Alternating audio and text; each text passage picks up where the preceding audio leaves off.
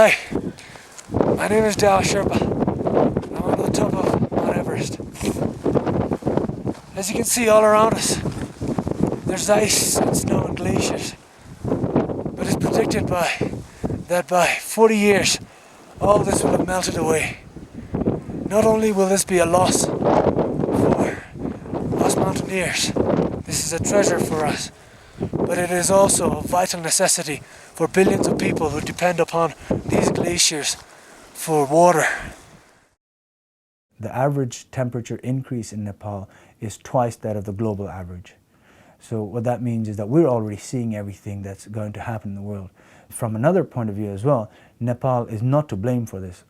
Nepal has a contribution to carbon emission of 0.02%, which is practically nothing. And so we're not to blame, yet we are the first victims. So I think the West should come in and help us deal with our problems. Not because it's charity or aid, but rather because it's justice. I mean, you have to help us because it's a problem that you have brought to us. So when you have a quarter of humanity who are going to face a serious shortage in water, then that is not just about climate change and environment. That's a humanitarian crisis, and that's actually also security. When 1.3 billion people see that because of the actions of the West historically, they are being disenfranchised, then there's going to be a lot of hostility towards them in the future. And so it's important to act now. The Imja Lake is one of the most talked about lakes right now. It's the Imja Glacier is the fastest receding glacier in the Himalayas. Some of the studies show that it's receding up to 74 meters every year, and this is actually directly upstream of the homeland of the Sherpas, the Khumbu. If that glacier lake bursts and comes down, it's going to wash out everything in its path. But it's not just one such lake. Every year, more and more lakes are found. Glaciers that used to be there are now lakes.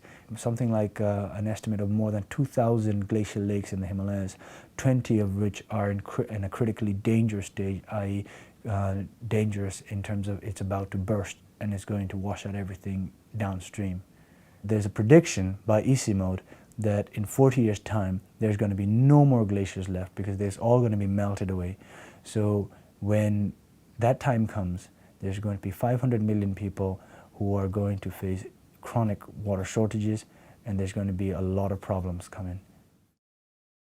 There are many other different effects of climate change in Nepal. For example, the extremes of weather. The drought in the winter season is prolonged. So last year we had a drought which lasted 7 months. That's more than half the year. 7 months of winter drought, which normally should be about 4 months. We're also seeing that when it rains intensely, but for a very short period of time. So you get huge floods and landslides. Another thing as well you have to, that comes with the droughts is that the forests become very dry. So when the forests become very dry, the forest fires tend to be more likely. Last winter we saw more than 200 different forest fires in Nepal at one point. So this is not only a problem for the Nepali people, but it's actually also a problem for wildlife and for the very, very fragile ecosystems.